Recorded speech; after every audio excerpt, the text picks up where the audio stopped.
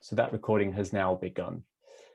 Welcome everybody. Thank you for taking the time this evening to join the NAS local consultation for the event in 2021 coming up in September.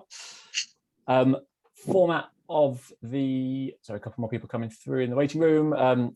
Format of the evening will sort of be as follows. I should just a few quick introductions from the NAS team. I should go over a few quick housekeeping rules, quick overview of the presentation, and then we'll get straight into it.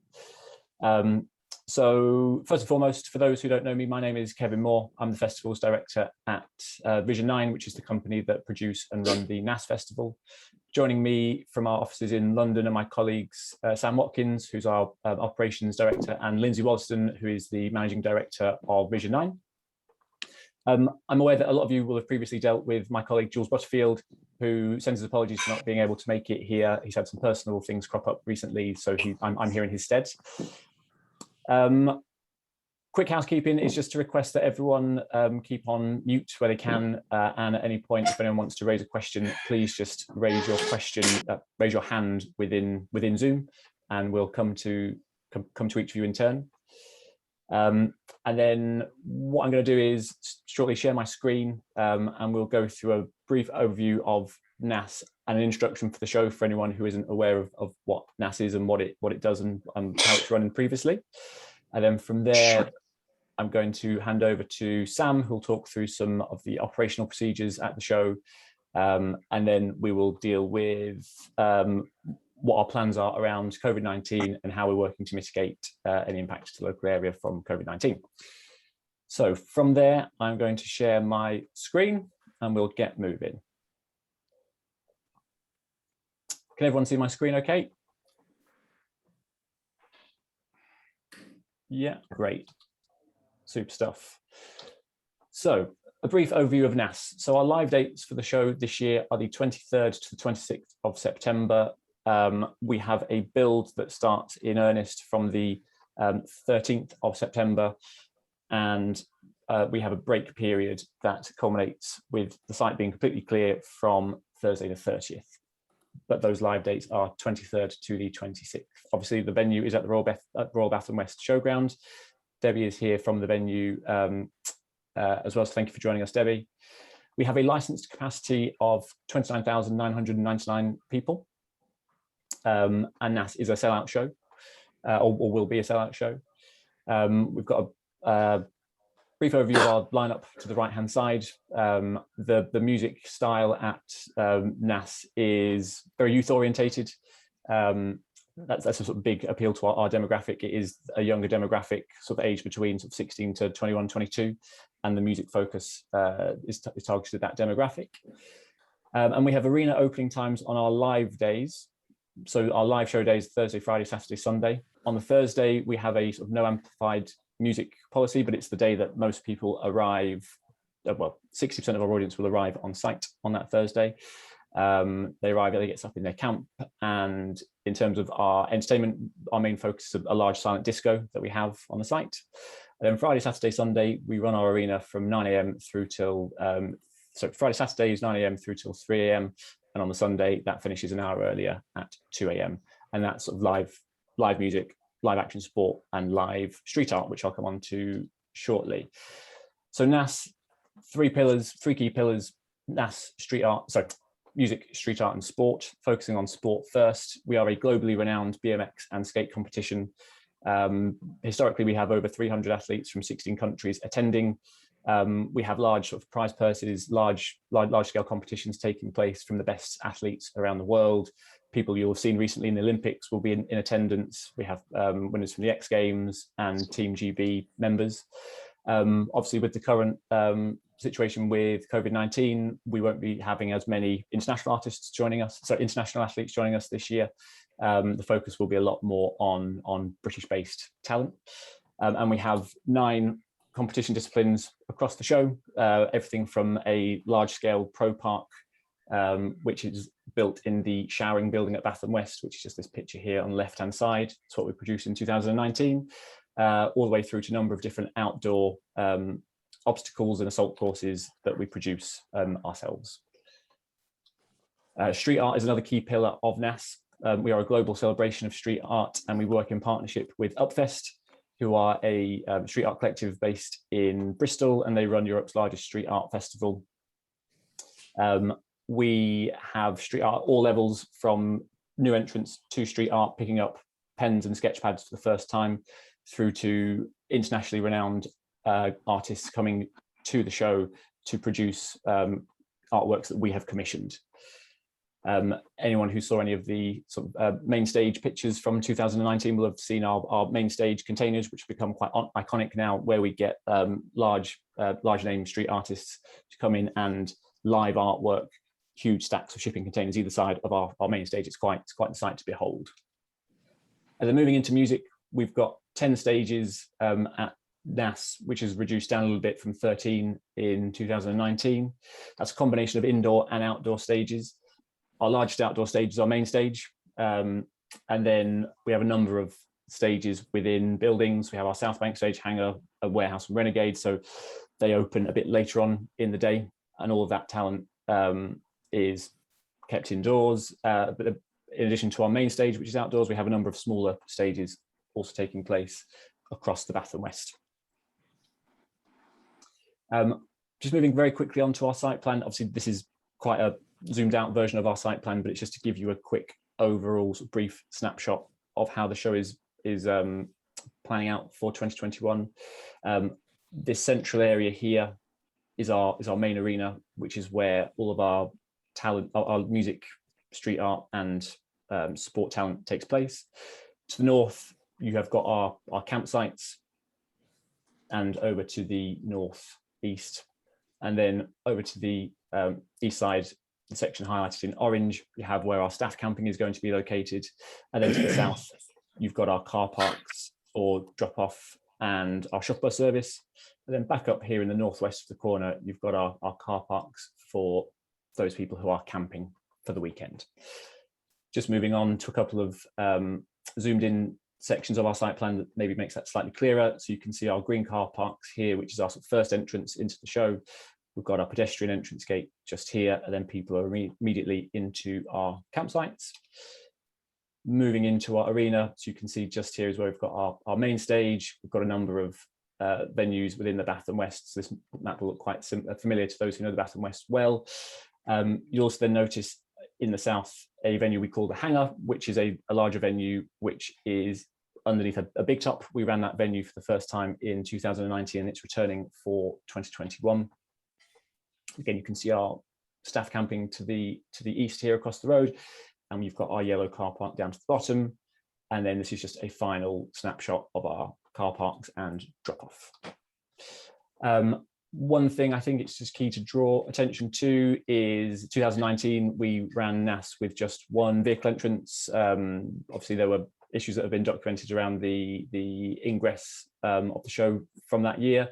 To resolve those issues, we have worked with CTM and Steve Russell Yard to introduce a second vehicle access point into the show. So we've got our green gate to the north, which will be for camping guests, as mentioned previously, and to the south, we have got our blue entrance gate for drop-off, shuttle bus, and day tickets.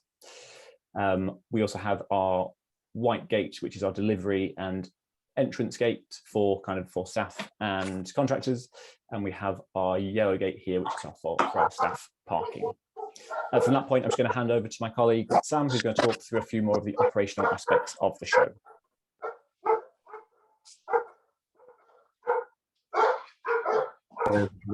Sorry, I was having a slight technical issues taking myself off mute. As everybody is probably aware, we suffered some traffic issues in 2019.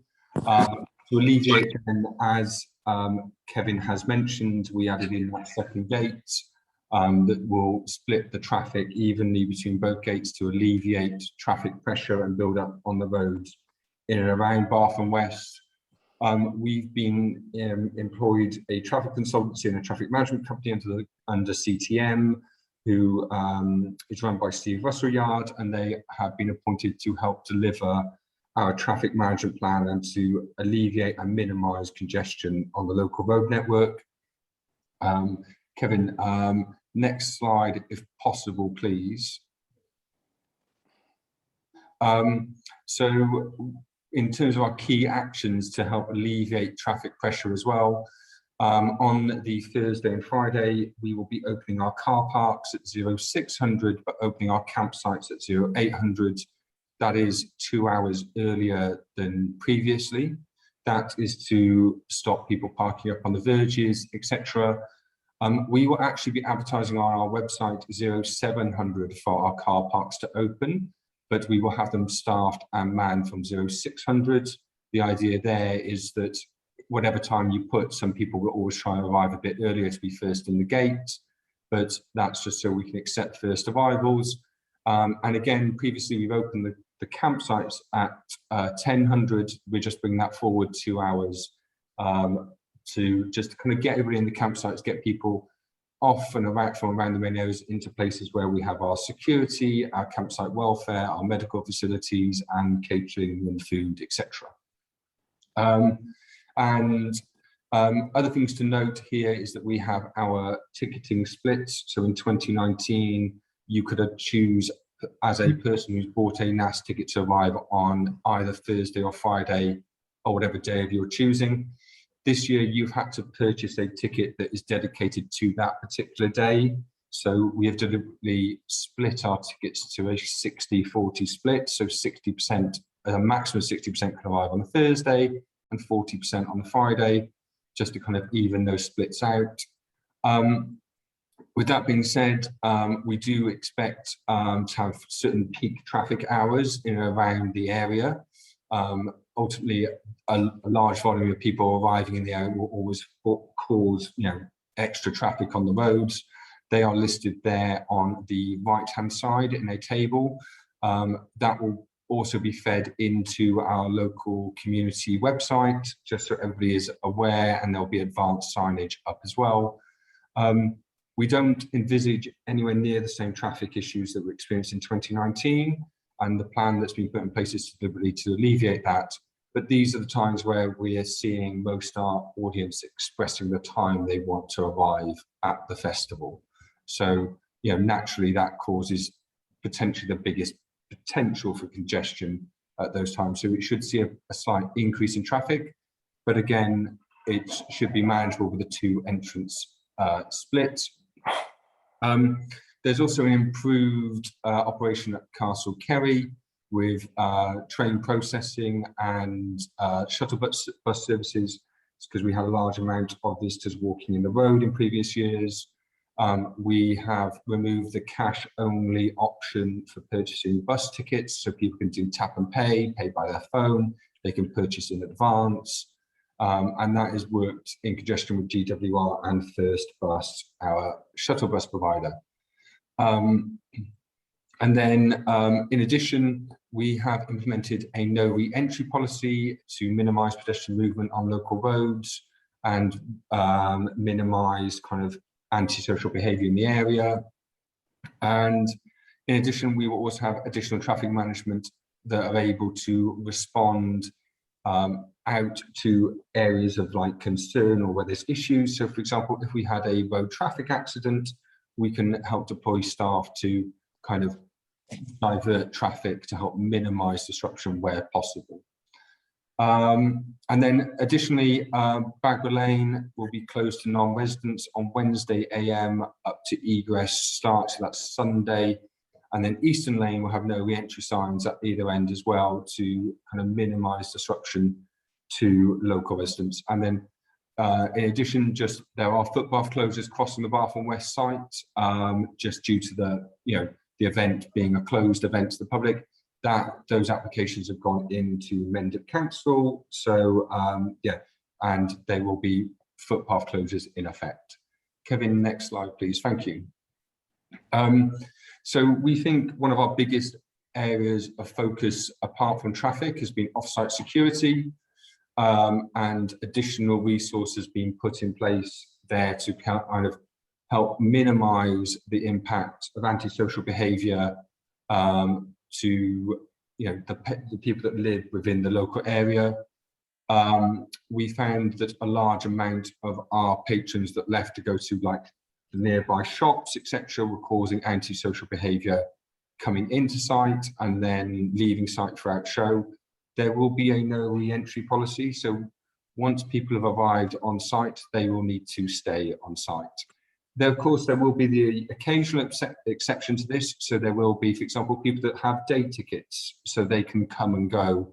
So if there is a local resident that lives in one of the nearby villages, of course, they can come and go, but they will have a kind of pass-out system that will designate that, and there'll be like medical exemptions, for example, will also be in place, but it will be greatly minimised.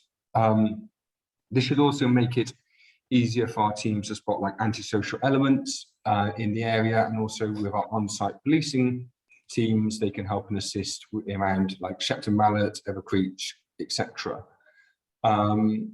We have additional off-site vehicle patrols as well, and we have dog patrols patrolling our boundary as well to kind of minimise those kind of people jumping site.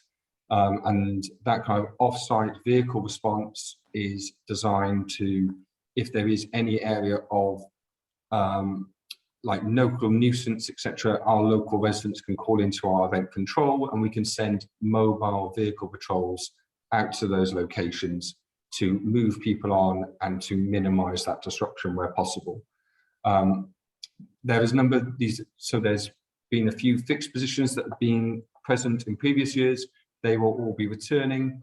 There will, however, be a greater emphasis on mobile response, and especially around Castle Cary train station as well, which we know we like patrons who arrive by train who then walked in the road, causing additional disruption to the road traffic network. Kevin, next slide, if possible, please. One of the other areas of concern that was identified in 2019 was around the Mendip School. So in 2019, we had all the fields marked in purple. We will no longer have those fields marked in purple, but we will put security patrolling in those fields. That is with agreement with the Mendip School, who we have been in close liaison with. There will also, in the field directly to the south that doesn't have the purple highlighting in, there will be a fence line that runs through there. That's a 10-metre separation between them and the school. And then we've also adjusted around our customer mix that were going in there. So previously that was general camping. Now it'll be VIP, the glamping and camper van customers. In addition, there will also be much greater security presence in that area, and the school also have a direct line of communication into not just a member of our senior management, but into our event control room as well, where again, we will have our on-site and off-site response teams, but also we will have local policing and our kind of like control hub for the event. Next slide, please, Kev. So again, something that has been new and has been adjusted for 2021. It was commissioned in 2020 based on the locations we were moving and adjusting stages to. So the hangar is returning as a venue. However, we have moved it and adjusted it slightly based on the acoustic optimization report. And we've also adjusted some of the other venues around, and kind of that is where our speaker and line arrays will point. It's kind of, then we've mapped local residents and where they are, and then just basically pointing the speakers and angling the speakers to minimize disruption off-site as much as possible. And we will also have on-site our noise management team from Vanguardia again, who will undertake off-site noise monitoring, and will also have a constant contact into not just our event control, but into our front of house kind of sound desks, so that we can have control over our noise emanating from site. And they can, for example, isolate with their equipment and say, this stage or that area is playing music too high and that's what you can hear, and we can adjust it down. And we can take frequencies out, etc. ultimately, there are elements there that, we have our license conditions that have a strict noise conditions within them. We will abide by those license conditions, and we will adjust and make sure that we are sticking within them for the duration of the event. Also, just some other things to note here. So we have adjusted some of the operating hours for some of our stages. So Sika is one of our busiest stages, and we have reduced its opening hours. So we have pushed it back 1 hour, so it's 1 hour later, and we have brought it forward in terms of its closing. And that is mainly just around the type of music that stage plays is a little bit, the noise, just the frequencies used, they normally travel a bit further. So yeah, that has increased. And then also a kind of, there were some issues established in 2019 where some local residents called through complaints to Mendip Council, and they weren't then necessarily always forwarded to us straight away. And what that led to is a lag between a complaint of the local residents and then us sending a team to go there and respond and trying to alleviate and address the concerns. So there's kind of been a new procedure adapted there to kind of make sure that the local authority are feeding information live into us. But as a request, if there's any, like I will share a number later on in this presentation, but if you have any concerns, if you can, I'm more than happy for you to call the local authority and the council, but if you also call our event control, we can send a team immediately to respond to that to kind of minimize that disruption. Next slide, please, Kev. So waste management, a field cleaning team will be employed on the event for build, open and takedown. NAS also runs a litter bond scheme. So this is actually a picture below where a patron, they fill one of those bags full of rubbish and they pay a bond as part of their ticket, and they will get money, they will be given cash back for filling up a litter bag, which is something that we have run successfully for a number of years, and it's kind of been growing and upticking in terms of our audience, in terms of engagement. This, though in place, we still expect there to be rubbish, on site at the end of the event, especially within the campsites. Our litter teams will be working throughout the open period, minimizing that and taking stuff off site and sorting and recycling it where we can. But it will take a number of days to fine litter pick the entire site. However, we expect the site over from, I suppose, Monday afternoon, we will start sending vehicles in there like rubbish carts, etc., to pick up rubbish. And then we'll have teams working through those campsites and picking litter up as we go. We also know that some patrons can discard rubbish in the local area. Again, the number I will share with you in a few slides' time. If you notice areas of rubbish, we will send teams out to sweep those areas and collect rubbish from those areas. We will pick grass verges, etc. However, we do expect with the no re-entry policy that this to have a quite positive impact on the amount of litter that's discarded in and around the immediate area. However, we will have local cleaning teams on standby ready to be deployed. It's the thing, we will be able to deploy teams within certain areas, and that's part of their daily sweeps. But if there's other areas which become a nuisance, etc., if we're not told, we cannot deploy to them. But the idea is to go out there and minimize the impact we have on the local area. Very much the same way we want to improve our traffic management, we want to improve our, antisocial behavior comes in many forms, and littering, I believe, is also just one of them. Next slide, please, Kev. So, some of you may know what our event control is. I just thought it's worth clarifying here to everybody in the room. So our event control is where our senior management for the event sit and operate and run the event from. So in there, we will have our lead security personnel, our medics, our fire, our stewards, the police will be there, traffic will be there. We also have our CCTV on site will feed into that location. In addition, we will also have there are seats and desks available to the local authority. There are areas that people can sit and actively work. And basically that is where all the information for the event is fed into. So if there is a security call from one security personnel to another, it goes through that facility. If there is a traffic issue, it goes through that facility.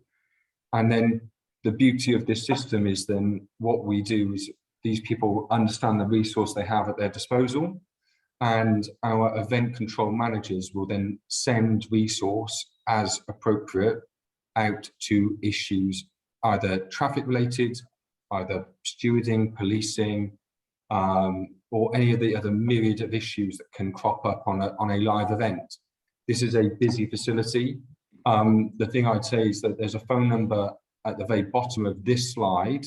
I don't know if any of you can see it. We will happily share this round with our local community website, but this is a dedicated number that will feed directly into our event control. So if you call that number is answered by somebody in our event control room, and then they will send, we will advise, say, security that we need to send resource, or we will say, you know, there's somebody that, you know, somebody passes the site, they see somebody who has fallen asleep on the side of the road and they're worried about them medically. We will send a medical team to them to look after them and attend them.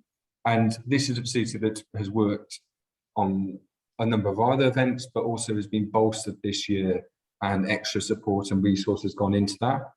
This event control is operational for 24 hours a day during the public open period of the event. So it's not open during the build of the event because we are building this event control room. It's not open during the takedown of the event, but from the Thursday morning at 0600 to 1600 on the Monday, this is manned 24 hours a day by all representatives of the event. So if you have any information to feed into that, that is where it comes into. Kevin, next slide, please. So COVID-19, which I imagine all of you have heard no end of stuff about in the press for well over 2 years. So we have, so the way we have looked at NAS Festival is we will go above and beyond what is currently the state government guidelines. We are in the final stages of drawing up our COVID mitigation plans. We have been in liaison with the local authority and public health. Okay, on with it.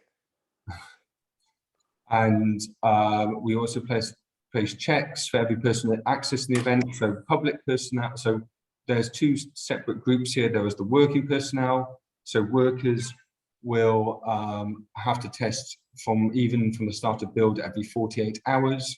And then the public will have to show a clear test on arrival. And there will also be additional health screening and medical assessments required. We will have a dedicated medical facility and COVID management team on site.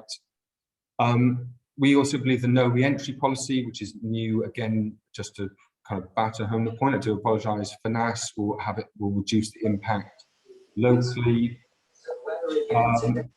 And then there will also be additional communication that goes out to our staff and our patrons. So our patrons will have additional information sent to them via our marketing channels, via Instagram, Facebook, Twitter, etc., explains to them what they need to do. That plan has started and is being enacted. There'll be additional elements that add in around, you know, how they, you know, they're part of a community, they're part of the looking after each other as festival goers. That will be part of our comms plan around, you know, how to behave and how to like act at NAS, and then also how to make sure we're looking after each other, not just from a, you know, COVID point of view, but kind of general welfare and just kind of looking after one another. Next slide, please, Kev. So we will do so when people arrive at site, they will have to produce their NHS COVID pass. That will have to have proof of a negative lateral flow test within 24 hours of arrival at the gate. Proof of being vaccinated with both doses, with the second dose being received at least 14 days before the festival, or proof of natural immunity following a positive PCR test. I'm not sure if everybody's aware, but if you had COVID, you can test positive for 180 days afterwards on a lateral flow test. So they need to have proof of natural immunity. They will also be required to do a retest during the festival. And we will also be encouraging everybody to retest again before they go back home and before they go back to see their families, etc. Again, I've covered the working personnel. Next slide, please, Kev. And back to you. This will be the final slide, and then we'll move into questions. Thank you for everyone's patience whilst we've been talking through our presentation. So just a final point on the economic impact of the event, our Nass Foundation and some community support work. Just a point of note that off the back of 2019's festival, we conducted an economic impact assessment, which demonstrated that Nass generated over £1 million to the local economy and contributed towards an estimated 90 full-time jobs. The Nass Foundation is something that we launched in 2018. The idea behind the Nass Foundation is that it is a fund that gives, a charitable fund that gives back to the local community. We're very aware that Nass does have an impact on the local community, and we want to ensure that we're giving back where we can, as much as we can, for the greater good of the local community. So a fund of £12,500 was distributed off the back of the 2019 event. In 2021, we're committed to increasing that funding to £15,000. That funding is open to anyone who sort of is an individual, local charity, local organisation who wishes to put in an application for the NAS Foundation is able to do so. Those applications are reviewed, and then our board of trustees will kind of work with us to allocate the funds accordingly. Previous recipients of NAS Foundation funding include Evercreech Parish Council, Cranmore Parish Council, Mendip School and Ditching Primary School. Those organisations went on to spend money. So, for example, Evercreech Parish Council put some of the funding into the development of a skate park. Mendip School, Ditching Primary School worked to invest and sort of donate money into activities for local children. So that is kind of the idea and the ethos behind the NAS Foundation. And then just a couple of points on the best places to find out information about NAS and best lines of communication. So we've got a dedicated NAS community website. It is a key source of information. It's the place we advise everybody to go to find out the latest news about NAS and the impact on the local area. That is nascommunity.com. And in terms of a dedicated email address, which we monitor, we advise local residents to get in touch with at any point, either during show, during build, during break, or at any other point throughout the year, is nascommunity@vision9group.com. That is the end of the presentation. So thank you again for everyone's patience whilst we talk through that. I'll stop sharing my screen and would just like to invite any questions. Councillor O'Leary. Yeah, thank you. I'll turn my video on so you're not talking to my name. Thank you. Thank you everybody for your presentation. There's a couple of key kind of questions I want to ask some of you guys from NAS, and one just to the Bath and West people if they wish. I'll start with the Bath and West one, and they may or may not be able to give the answer, and then I'll ask yourselves questions I have. The Bath and West just had their country festival, and it's last weekend, and are going to have Truck Fest this weekend, and then yourselves NAS, and then there's a whole schedule of other festivals and activity. In terms of the numbers of people coming through the showground, where does NAS fit in that with its license numbers and ticket sales? So that's a question I suppose to Debbie and the Bath and West folk that are here. I'll give you all my questions and then I'll stop so then you can have a proper kind of reply on them. I think it's very good that you have made some amendments. I think it's no secret in 2019 there were a lot of problems. I had 4,000 cars go past my own front door because of the traffic problems. And I'm very glad to see you've also referred to the COVID situation that we're in, and to note that the COVID restrictions are imposed by the national government and not imposed by the local council or the local parish council or the local residents or even by the local health authority. They're imposed by central government. And you said that you've gone beyond those. You ran a festival, Boardmasters. What kind of COVID lessons have you learned from that? or has there been any changes to what you're proposing here in our area because of the experience you've had of running an event live in COVID time, shall we say? So that's my COVID question. And then in terms of interaction with the local area, you've talked about noise, you've talked about litter, you alluded to, and I know you'll have a no drugs policy. My concern was not just about noise, but the type of noise that we had. A lot of foul language, a lot of obscene language and abusive language that was echoed from one particular stage. So what sort of briefing are you giving to the artists that you have performing? Because I know certain types of music do have an input that's quite coarse, but some of the language was just totally unacceptable. And I want to understand where you were with that. And then the last bit is on traffic management. I know you talked about the link down from Castle Cary. Are attendees having to pay for the shuttle bus? And what's the frequency of the shuttle bus?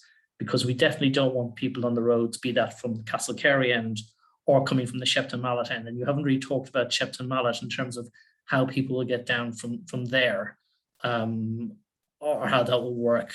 Is there a bus up to the town centre of Shepton Mallet, or how will that run? So I think that's probably more than enough questions. I really appreciate the presentation. I'd like to have a copy of it if I could, please. And I think it's really important you do listen to what people are saying here. I think it's also important that we reflect you have made changes. So thank you for the changes you have made. But obviously people are concerned because we're living in a different time than 2019 or then 2020 when you were to be live, and it obviously got postponed. So I'll leave it at that. Thanks. Thank you very much, Kevin. Thanks, Barry. Debbie, shall I come to you first for the Bath West question, and then we'll cover off our NAS questions. Okay. Barry, can you hear me okay? Yeah. Are you sort of, when you say in comparison to other events that we've got going on the site over the next few weeks, are you talking about visitor numbers expected? Yeah, visitor numbers. Okay. I mean, I don't know if you can share, for example, how many were at the Country Festival. I want to understand, is the NAS event, it's a big event, obviously, but are there other equally big events, so it's big but not, shall we say, unusual, or is it sitting as an outlier, a very big number of people, or how it works? Because obviously, you know, you're an events venue, and you've got to kind of wash your face and exist as an events venue, because otherwise, as a charity, you won't be able to do your charity work. So no, that's right. That's reasonable. No, that makes sense. Just to give you, we are still, if you like, we are still looking through the figures from our weekend of the festival. We're thinking along the lines of about 20,000 attended the festival over 3 days. Obviously, a very family demographic for that one. Truckfest this weekend, I'm not anticipating vast numbers, although they are selling tickets on the gate. So we're looking at probably 3,000 to 4,000 there. Obviously, Nass sits very highly at the top of the tree of input that we're having over the next few weeks. Our motorhome show will probably be around 5,000 to 6,000. And our antiques fair about 1,500. So NAS definitely, obviously, is our prime event for the coming few weeks. Footfall wise, yeah. Yeah. Okay, no, that's fine. That's perfect. Just trying to put it into context where it was. Yeah. Sure. Thank you. That's brilliant. Thanks, Debbie. Thank you, Debbie. I could take the noise question, the traffic management question, because they kind of sit a bit more together. Sam, can I defer to you on that answer, please? So in terms of the types of noise and the kind of like language is one of the parts. So there has been, as I mentioned in the presentation, like an acoustic survey undertaken of the site, and with that will hopefully alleviate and minimize that disruption off site. However, that we also have that off-site monitoring that will genuinely can respond to issues and make sure that we are attaining and hitting our licensing objectives and licensing goals. And kind of, again, it's like just being very honest with the situation. Is like there is a level of disturbance that the festival will create. Like that is the nature of the festival is there, but it's about minimizing that disruption and trying to make sure that where we can, it's kind of tweaking the levels. And there's certain bits that can happen that, you know, like on our other, where we've run other NASs, for example, is that we can start taking frequencies out. So bass doesn't travel quite as far, but it seems the same kind of impact is felt by the audience when they're in that space, but we will adjust it around as required. There's also in some elements, so such as the hangar venue, for example, we have put in some acoustic paneling that will go into one of the walls that will help reduce and absorb some of that sound spread, and that is basically the direction where the speakers are focused, and those will be at the back end of the structure to kind of, again, you see them on the side of like construction projects on motorways, etc. And they so that's a change from the previous iteration of NAS. Sorry to cut over you, but just want to just clarify that it's a different thing this time around. Yeah. And as an addition, in terms of the language used by artists, we do brief all our stage managers and all our artists before going on stage. So our stage managers have a brief, then they speak with the artist managers, but also the artists themselves before they take to the stage. We ask that, yes, we have some older demographic, but also we have some young people in that audience. Right? We do tell them we want them to behave and act appropriately to the audience. There is not just a language thing, but there's also how that audience then reacts, and there's a safety of that audience in various different ways. Like a very rowdy audience can, because there are younger people within that crowd, it's about how that's managed. So we do request that happens. However, ultimately, once the act takes to the stage, they are an individual and they will perform how they choose to perform. And also, I feel that some acts, they feed off the energy of a crowd and it hypes stuff up, and that's how the artists work. With that being said, it's something that we have worked on. I think also our lineup of the last few years, apologies, I've been with Vision 9 now for 18 months, but this will be my first NAS. But the lineup, my understanding with Kev and with Lindsay, is that has come slightly more mainstream than it has over the previous years. And that kind of slight drift towards a slightly more mainstream audience also coincides with a slight reduction, shall we say, in the use of certain elements of foul language. Then the next, does that cover off that point on for you there, Barry? Yeah, okay. Moving on to your next point around the shuttle bus. We are having meetings. I had a meeting again today with First Bus and with GWR. We will align the shuttle bus service with the train arrival schedule. So GWR, depending on demand for those train services, can lay on special services just for NAS. They do say there's something very similar for Glastonbury, for example. So whenever a train arrives, bus services will be aligned with the arrival of that train. But obviously a train, and then also the other thing that GWR are doing and linking in with us a lot better than has been in previous years, is that they are telling us how many more people have booked on that train than would normally book on that train at any given day or given time. So let's say that normally 100 come to Castle Cary. If there's 200 on there, we'll expect to have buses there to take 120 people away, for example. So that's how we're kind of increasing our alignment. And then a shuttle bus to Shepton Mallet, that is something that we have not put on in the past, and there is no plans to put that on for 2021. However, that's something we can review and keep under review. And sorry, another point that you asked was about how people pay. So again, yes, it's a paid for service. They can tap and pay. They can pre-book in advance a return ticket alongside their train ticket. We will accept cash, but we are trying to not accept cash because I feel that it's just easier without it.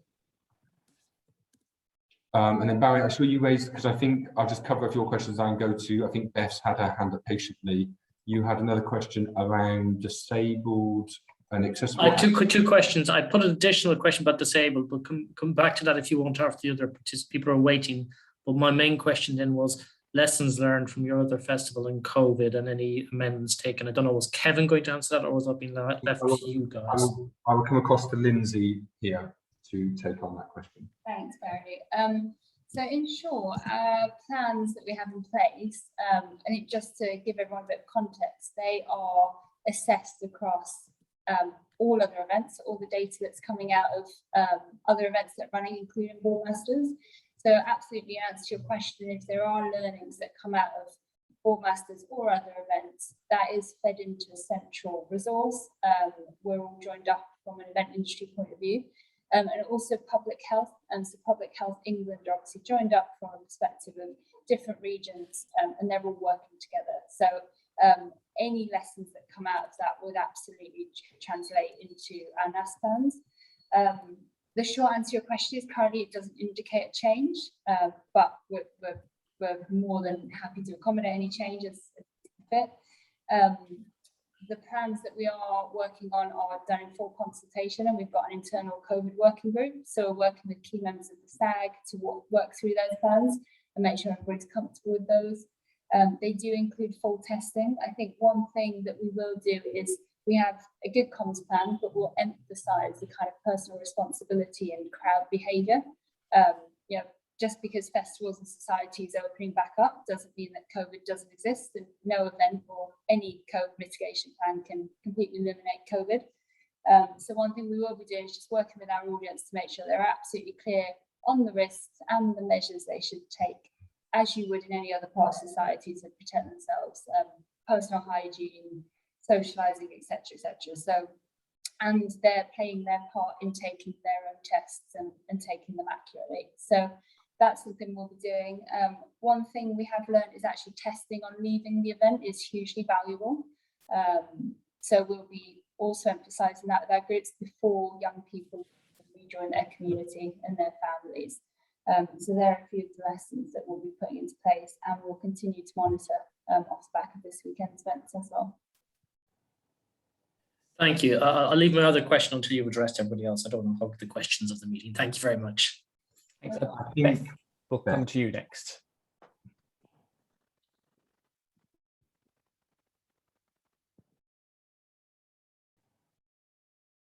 For me. Was that for me? Sorry. Yes, yeah, go ahead, please do. Hello there. Thanks ever so much. I'm a parent of a child that goes to the Mendip school. Yep. First of all, I would just like to say I appreciate all the changes you have put in for this year, and it's really reassuring to know that there's that distance, I guess, between the festival and the school this year round. So I'd like to say thank you for that, first of all. I know there are quite a few parents that were concerned of how close it would be in proximity to the school. I know you've said that people coming from Castle Cary, there will be shuttle buses, but not necessarily from Shepton Mallet itself. Obviously, one of the main issues we had as the school were the children who go in on transport and parents trying to get the children to school. Coming down Priestley Hill, there were people who were attending the NAAS event that were actually getting into people's cars. They were climbing on people's cars. You know, the abuse that the children and the parents had. Are these roads going to be policed as such, so that those things and antisocial behaviour don't happen? So that will have part of the off-site security present in that area. However, part of the issues, and you can correct me if I'm wrong, just my understanding of it is because of the traffic issues on that road, lots of people ended up, because of the back-to-back traffic and the slow-moving traffic, some people got out of their cars because it was easier to and quicker to walk into site than it was to sit in the queue. With the split of traffic into two different gates, right, and they are off different roads now. So there's the one where the Mendip School is, and the one is off the other side of the road. That what that will do is that is effectively reducing the amount of cars on that road by 50%. So that should keep that road more free flowing. If that road stays more free flowing, what people want to do is get as close to the front door, we always find, as possible to get out of their car. And so if we keep that free flowing and keep it moving, then we feel that will reduce, if not eliminate, what has gone before.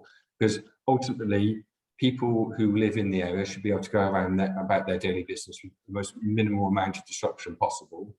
So yeah, very much from our side, the plan is to make sure that, yes, we have a resource we can deploy to any issues, but we want to get rid of that issue as a starting point. Lovely, thank you. Thank you, Beth. Si, I can come to you next, please. Hang on a minute, let's not have a blank screen. Good evening. Several things kind of seem to come to attention here. First of all, you're claiming you've got 2 entrances, but from what I've seen so far, they're both off the same road. So both of your entrances off the A371. Is that correct or is that incorrect? So no, if from our side, so there is the white gate, which is that takes you through Priestley down to Castle Cary. The other road on the other side is if you went up through Priestley, there's a roundabout at the very top. If you took your first left and went down there, that is towards what is known as the Bath and West Green Gate, and that is our separate entrance. Right. So you got one is in Peel and one is on the 371. Yeah, excuse my voice, it's disappearing. Okay, so yeah, that should alleviate some of the traffic, Presley, and on the 371. The other thing that seems to have been overlooked, and now unfortunately have been, I've wasted quite a bit of time on all of this. I suffered quite badly, along with my neighbours, from antisocial behaviour in 2019. My property is on the route from Castle Cary station to the Bath and West. So I'm on the A371. It's on record that I wasn't very happy with people defecating in my garden. I wasn't very happy with people sitting drinking in my garden. I wasn't very happy with being told to go forth and multiply by people sat in my garden. There was an emergency or a situations room phone number in 2019 that nobody answered. So I would like a guarantee from yourselves that this number that you have published is going to be A, manned, and B, will respond if there's problems. The other thing is that I had various conversations on and off record with George Butterfield, and it was agreed that there would be a patrol, mobile patrol between the Bath and West and Castle Cary station. Yeah, so there to come back on those points in particular. So the first one around what happened in 2019 and in and around not just your house but your neighbour's house is completely unacceptable. Like that, it's not what we want of our festival or our customers, but for that I can genuinely apologise. But I would say that we have kind of noted those things in terms of the feedback we've received and added in our additional off-site resource. And that off-site resource is mobile patrols that are in vehicles, and they are able to attend and go to different locations. Now, ultimately, we don't have limitless resource, but we do have an amount of resource that is has been upscaled to. We have fixed positions, but then we have 8 people in our mobile patrols, and they would respond as required, which is something that we can guarantee is out and will be in and patrolling those roads. The thing I would say is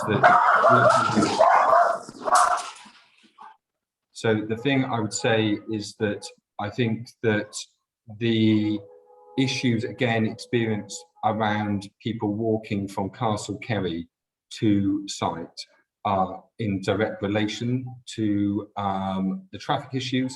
So, for example, we couldn't get people from Castle Cary to site because the roads were gridlocked. That was caused by us as the festival. So people then would walk, they would stop, have a drink, use the toilets where they shouldn't be using the toilets. And it then slowed our off-site resource responding because, again, those roads were gridlocked. So the plan with the 2 roads, the 2 entrance points, is that that should alleviate that concern and minimize and reduce that, and it should allow people to, again, they've come to enjoy a festival. Our audience are there to come to a festival. What we want to do is get them off a train, on a bus, into site as quickly as possible. The same way that people want to get out of their car, walk in the front gate, get a wristband, and they want to go and sit at a bar, have some food and listen to some music. That is what we want to try and get everybody at, and shorten their journey and their window of opportunity to cause any kind of local antisocial behaviour, to keep it to a bare minimum. We're also focusing as well, like, yes, we have our coaches that are bringing people in, but it's about how we take people away as well and how they're managed at the train station as well in terms of Castle Cary. So that is something that we will increase and have increased. Your point on the phone number, that phone number has multiple, so it feeds into multiple phones in that room.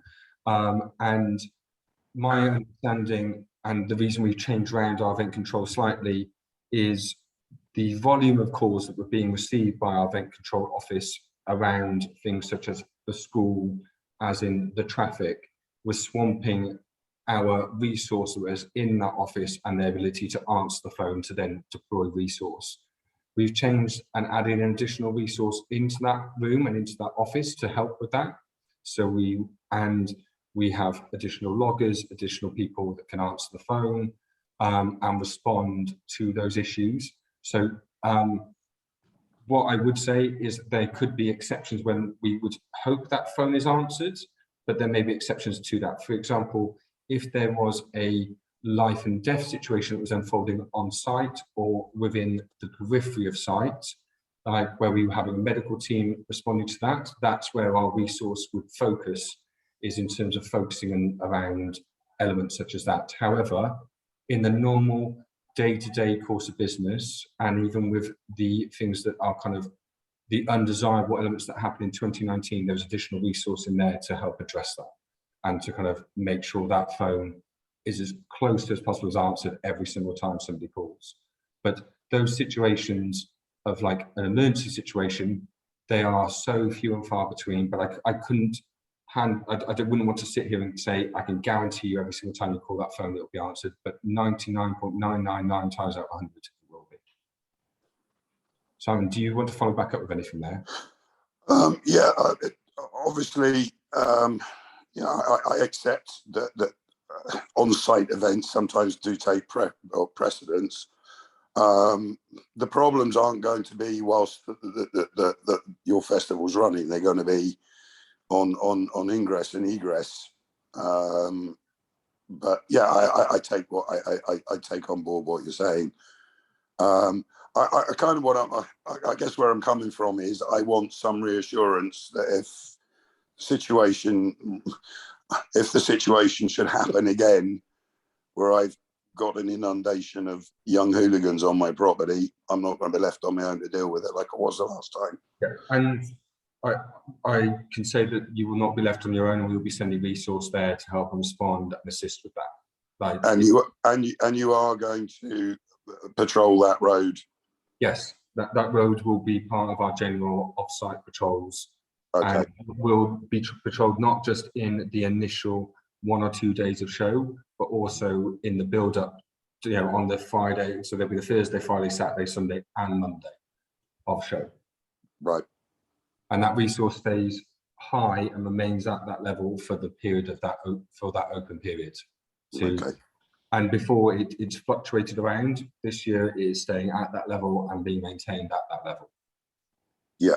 Okay. Because I think, I don't know if you're aware or not, but there was an awful lot of people wandering around on the main road, you know, Sunday evening, obviously after the festival had finished. Where they were going, only the Lord knows, because there were no trains at that point, but there were, you know, people wandering about on the road. Sunday night. That's the other thing, that why we're keeping that resource high is around, you know, there's no re-entry thing, so people are going off site. People that leave should be going and heading somewhere, I imagine, for a bed, but at the same time, like, our off-site resource is staying high through 24 hours. So if we need to do some safeguarding and pastoral care of, shall we say, a young individual that's kind of found themselves a bit lost, we will not be a taxi service, but we will bring them to a place of relative safety to kind of, but they shouldn't be wandering the mean streets of Castle Cary late at night. No, I understand. Okay, well, I wish you luck. I honestly and genuinely hope that you get it right this time, because you got it very wrong the last time. And I will be using what's left of my voice if it goes awry this time to prevent it happening ever again. I do believe everybody's entitled to another chance, but please don't blow it. Good luck. Thank you, Simon. Thanks, Simon. Andrew, coming to you next, please. Hopefully you can see me okay. Hi there. Thanks very much for your presentation. Just an observation first. You were talking about the same consultants or contractors or company that are used at Glastonbury, or what other locals call Hilton Festival, in relation to, I think, traffic management and other aspects of your plan. You seem to be assuming that Glastonbury Festival doesn't affect local residents. It does.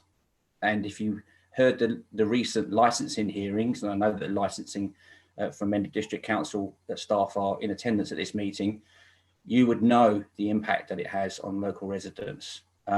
So if you're working on the assumption that just because that company is associated with Glastonbury Festival, you won't have any problems, it's an incorrect assumption. I had some correspondence with Julian Butterfield back last month by email. He responded to some questions that I asked, and that was in response to residents that I've spoken with, and the concerns that Simon, you heard from Simon earlier on tonight, and from Beth. There were a great number of issues. I'm very appreciative that you appear to have listened to those issues. But in that correspondence, I asked Jules, where's the letter which local residents have supposedly been sent? Because I haven't. Nobody in Pressley had received a letter. Nobody in Evercreech had received a letter. I'm yet to find anybody in Lamyet or in any of those places in that 5 mile radius that Jules mentioned that has received that letter. But Jules said that 16,000 people have been sent the letter. Nobody's seen it as far as I'm aware. And Jules wasn't able to provide any evidence. So what happened to that letter? This is my first question. The Boardmasters Festival, which Councillor O'Leary mentioned, 4,700 approximately infections occurred there. I wasn't really sure of Lindsay's answer as to whether the COVID-19 policy at this festival is exactly the same as the Boardmasters Festival, which occurred only a couple of weeks ago. Yes or no, is the COVID-19 policy at this festival, at NAAS Festival, exactly the same as the Boardmasters event? Yes or no? Just a yes or no answer. And if it is the same, there were 4,700 infections. So that would be 20% of people going to NAAS. No, that would be 25% of people going to NAAS if it was the same level, would be coming out there spreading COVID in our local area. I don't find that acceptable, and many other residents don't either. So if your COVID policy hasn't changed, you really do need to learn the lessons. You need to make some changes quickly to make sure that COVID infections in our area are not as bad as they were in Cornwall. So yes, it's a yes or no answer. And I need to see evidence, I think residents do, that lessons really have been learned, because we hear that sort of thing all the time, but it doesn't actually mean anything, I'm afraid to say, in many cases. So yes or no, is the COVID-19 policy the same as Boardmasters? From what I can see, it is, but you may have some more information on that. So yeah, that's my questions for now. Thank you. Okay, I'll just quickly answer, Kevin. The straight answer is no, it can't be exactly the same. They're different festivals. There's a lot of I'm sorry, I can't hear you. I couldn't hear you earlier on either, by the way. No Can you problem. speak more clearly or more loudly? Can you hear me now? Yes, thank you. No problems. So the simple answer is no, it can't be identical, because they are two different events, different length of time, different period in which the audience are with us. NAAS is shorter, etc., etc. So there are differences. The similarities between the policies are the same as every other festival that's currently running in the UK. So that is our entry requirements, having testing as a condition of entry, that is the same. And use of the NHS COVID app, because that is the government mandated tool that we're all using across the events industry. So you will see that those elements of the policy are the same. But happy to give you a bit more information if you want to take this offline and run you through the differences and the similarities. But you will find that a lot of those similarities apply to the whole events industry as it currently stands. Yeah, I think I'm sorry I wasn't clear in my question enough. I apologise. What lessons have you learned from the Boardmasters Festival in terms of the things you're going to change for NAS Festival? So sorry, I did answer that earlier. The lessons we've learned are that we can help communicate to our audience more heavily and emphasize their personal responsibility in terms of not spreading infection. The checks that we have in place and that we have proposed for NAS are robust. We've got full checks as a condition of entry to get into the event. We have checks throughout the event as well. So we have a retest, which is more than other festivals are currently doing. So we'll maintain that so that we're rechecking our audience throughout the festival. And then we will check again before they leave. So we have got robust checks that we're proposing to put in place for NAS. And as I say, in full consultation with public health. So it's a matter of personal responsibility. You're not taking responsibility. That's what you just said, isn't it? I don't think anyone can take responsibility for COVID. With reopening society, we've got to play our part. So from our point of view, from a festival organiser's perspective, we need to put every measure we can possibly put in place to mitigate the effects of COVID, and that's what we're committed to doing. Are you aware, and this is NAS generally, not you personally, Lindsay, are the Vision 9 group aware of the allegations made in the Daily Mirror in relation to the lateral flow tests be able to be bypassed at Boardmasters? And how do you respond to that? Absolutely aware, and we will see that across the whole industry. You will see that every festival. There are going to be kids that try and chance the system. We can't police every single person's behaviour. What we can do is put the most robust system in place that we can, and then really communicate our audience to play their part. In the same way that we ask our audiences to go and test honestly, to go to school, to go on holidays, etc. There is a level of responsibility we take, and we do everything we can to do that. And the rest is encouraging the rest of the community to do the same. Okay, well, I'll leave that one for now. But my other questions were, what happened to the letter that 16,000 residents were supposed to have received, according to Jules Butterfield? Because nobody seems to have seen it. On that point, Andrew, I can take that one. So I guess I'm going to need to come back to you with a full answer. I haven't got the full answer to that. We were told by our contractor who delivered that letter that it went out. That's the information that I've got. If you've not received it and you're aware of other residents who haven't received it, I will need to go back and do some investigating to understand what's happened there, because you should have received that letter. So if you allow me just to go away and come back to you once I've got a bit more information. Just to give you background, Kevin, I asked people within the Pressley Facebook group, within the Alleviate Facebook group, and within the Evercreech Facebook group, which has a very high number of people who are in that group. Nobody came back to say that they had received a letter. I'm not saying that that's scientific at all, but in my experience as a counsellor, if you ask lots of people the same question, even on Facebook, it generally can be fairly indicative. If there's anyone on the call tonight that would like to speak up and say they did receive a letter about the NAS Festival, then that's great. But lots of people didn't. And these are the people that are quite animated about the festival last time. So, but sorry, my other question was just in terms of how do I get a copy of the recording of this meeting, because I couldn't read the slides earlier on. That's fine. So are you going to send it out to everyone that's registered, or everyone that's on the newsletter email list? Yes, we'll circulate this meeting to those who've attended and to the wide distribution list who are invited to this meeting. Thank you. Yeah. Just to flag as well, one thing we do have is a digital newsletter, and on our community webpage, we have a sign up to join that, and it would be great if we could encourage more of that, because it's obviously the speediest, most efficient, clearly, if we're having issues with our hard copy letters going missing. So anything we can do to encourage that, if there are parish groups, etc., that we can push that sign up out, would be massively appreciated, and we can make sure we get information to you in live time. I just want to clarify with that as well, Des, is that that is not a marketing channel. That's not something you're going to receive, you know, buy tickets for NAS. That is going to just be purely information that is relevant to local residents. And so if you know anybody within the parishes that is willing to sign up to that letter, they will get that firsthand in their inbox with all the information that kind of gets circulated in this meeting and in others. That's all from me for now. Thank you.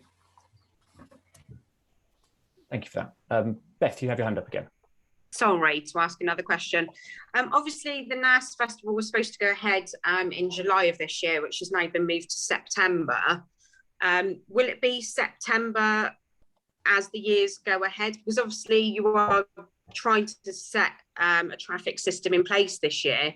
But for example, last year, I don't know if everybody is aware that the children that go to the Mendip school are children who have autism and they need their routine. It was taking some of the parents between 2 and 3 hours to get their children into school, which caused huge distress for all the children and the parents. So are we going to have to accept that this is going to be every year in September, or is that going to change? It's September just for this year only. The reason it was moved is due to the global situation with COVID. So it was moved to September so we could deliver the show, but moving forwards, it will go back to its original July dates. Lovely. Thank you very much.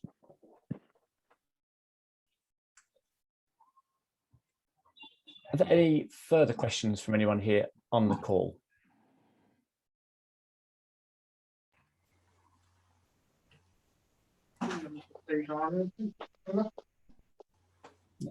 In which case, also Barry, you had a final question, I think. Was it on accessibility and accessible guests?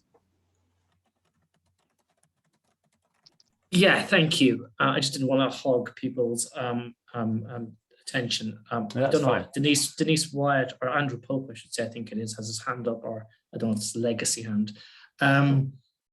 Yeah, my question was about disabled, because I know you have worked with the disabled, and I know there's actually a disabled DJ who uses the Bath and West facilities as a recording studio in there as well. But we're doing a lot of work at Mendip with the disabled community, and I'm very keen to make sure things are accessible to all. And what provision, or do you have any idea even if you know what's kind of sections, percentage, whatever, of your participants have a disability or identify as disabled? And if I am a disabled customer, is the event fully accessible, or is there any changes to make the event accessible? So I take those in order. So in terms of if someone has access requirements, we have a dedicated accessibility manager at the festival who is able to liaise with those individuals on a one-to-one basis and provide them with any additional sort of information they require. I think, in fairness, our accessibility resources at NAS need improving. So, for example, our plans for future years of NAS will be to ensure we have a dedicated accessible campsite, accessible viewing platforms across stage and across our venues. Currently, that accessible viewing platform is just at main stage. So there is a lot of work to do on NAS. We have an accessibility manager in place to liaise with our customers on a one-to-one basis, so they're fully prepared for what they're coming into. But we are committed to improving the accessibility to NAS. In terms of accessible customers for this year, we have a small handful, I think it's under 10, with a variety of access needs. I'm not anticipating that going up any further, but that's kind of how we're sitting for 2021. Okay, thank you very much. Andrew, you had your hand up again. Yes. Yes, sorry.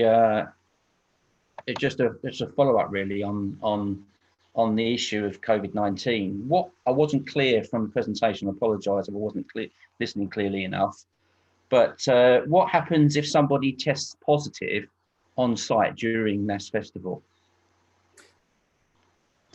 Lindsay, Sam, can I go to you for that answer, please? What will happen if somebody tests positive on site for NAS, it depends very much on when they arrived. As I mentioned, there is the working personnel, and then there are public arrivals. So I will take it as an example of, let's just say it's a public person who arrives. So these members of the public will arrive in various forms. Some arrive by train, some arrive by their own personal car, some arrive by, we have a coach system that collects people from various cities across the country, and they bring people in by coach. But let's take an example of, say, somebody arrives in a car with 2 of their friends. So they arrive with 2 of their friends, they have done their lateral flow test before coming into site, and then they show their pass, they come into site on, let's say, the Friday. They retest on the Saturday, the driver of that car, and he tests positive or she tests positive. So then we would undertake what is called a contact risk assessment. That person and the people they have been in close contact with. So we define close contact in people they have shared a tent with, people they have shared a car with, people they have been intimate with, and we will speak to them and try and gather those people together, and we will tell all of those people that we need to undertake. We have an isolation campsite that's on site. We will try and move all those people to isolation, right? And there will be tents and facilities set up in there that are designated based on whether they've tested positive or whether they're tested negative. If they've tested positive, they will be encouraged to take a PCR test, and that can be back at their place of residence. If that's somebody in Shepton Mallet, I imagine there's a local PCR testing area, for example, where they can go and undertake a PCR test, but they would have to get in their own car, they would leave site, and they would only be allowed back into site with a confirmed clear PCR test, because you can get false positives, for example, and their close attendees would also then be encouraged to retest. They would have, if it was the Saturday, they would have undertaken their retest already and come back as negative. But the people would be, the idea is we do a contact risk assessment, and then anybody that tests positive will leave site, and ideally under their own means, but we do have other facilities. So for example, we have done private ambulance transfers off site to allow people to get home. But the idea is to minimize that kind of like, from when they test positive in whatever form, they make under the government guidance and under government law that's still in place, is that they make their fastest and quickest way home possible. So that is the policy we would enact. Okay, no further questions. Thank you. Just something to what we do to encourage compliance with the COVID test. Would you like to cover that off a little bit? Just to support that point, for anybody, anybody that's testing prior to the event, we will offer to roll over their ticket if they test positive, or they're asked to isolate, to encourage that good behaviour. And we've seen really good take up of that on other events. So that filters through a section of the audience that would have otherwise travelled before they even get into their car, onto a bus, etc. So they will be testing 24 hours in advance. If they test positive before the event, we will roll over their ticket to come in another year. And the same for if they're asked to isolate, we'll do the same. So we've supported that commercially to encourage that behaviour. And we do the same if you're on site. So even if you test positive on the penultimate day before the show, we will still get you home and then roll over your ticket for the following year, again, to encourage that behaviour. So we're doing whatever we can to put the support behind that and encourage honesty in our punters. I think the other thing we will say is we've got medical triage. So anybody that presents on site for any other reason or is symptomatic also gets triaged through that. So they also have a medical assessment, and we filter out a group of people that perhaps turn up for a headache tablet. They have their thermometer checked, and it turns out that they could be symptomatic, in which case they are also encouraged to go, well, they're asked, they have to leave site and go home. So we've got a few policies like that in place to encourage that behaviour. So just to just to kind of complete the picture. And that process stays open and is ongoing until after the event as well, to encourage PCR testing, because we know that the quickest and best thing for public health messaging is anybody that does test positive to go and get a PCR test as soon as possible, because that helps minimize further spread in the community. There's one other thing I just want to come back up, which Helen Stevens has raised as a point. I see your point around the local resident newsletter, and you've signed up to that digitally and you haven't received anything. We will go and check on that and come back to you and run a test run of something to see if there's any bounce back or if there's an issue there. This is the first time it's been flagged to us, so apologies if there has not been information going out. We through our servers, we believe it had been. So if there's something we need to adjust or change, we will blame a gremlin in the system, but we will sort that.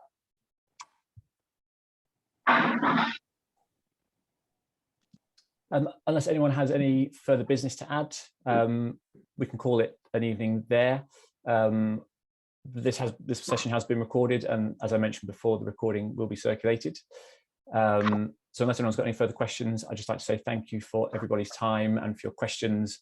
I found that very productive, and appreciate everyone's giving up their time on a Thursday evening.